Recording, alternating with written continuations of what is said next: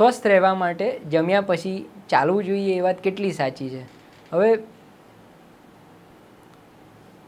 સ્વસ્થ રહેવા માટે દિવસની 30થી 45 મિનિટ સુધીનું બ્રિસ્ક વોકિંગ એટલે કે સહેજ ઝડપથી ચલાય અથવા તો એને ઇક્વિવલન્ટ કોઈપણ એક્સરસાઇઝ એટલો શારીરિક શ્રમ રોજનો થવો જોઈએ એવું ડૉક્ટરોની સાધારણ સલાહ હોય છે. હવે આ ચાલવાનું તમે દિવસના કોઈ પણ સમય દરમિયાન કરી શકો. સવારે વહેલા ઉઠીને કરી શકો કે બપોરે કે સાંજે જમ્યા પછી પણ કરી શકો. એમાં સમયની કોઈ મહત્તા છે નહીં.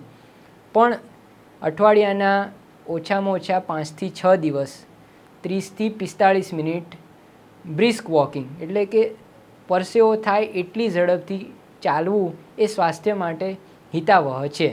એને તમે જમ્યા પછી કે પહેલાં ગમે ત્યારે કરી શકો.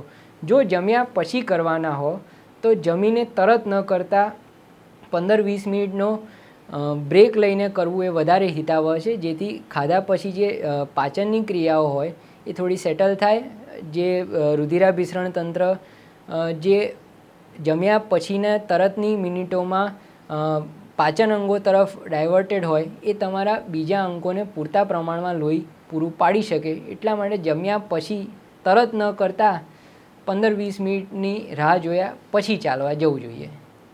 વૈષ્ણવજન તો તેને કહીએ જે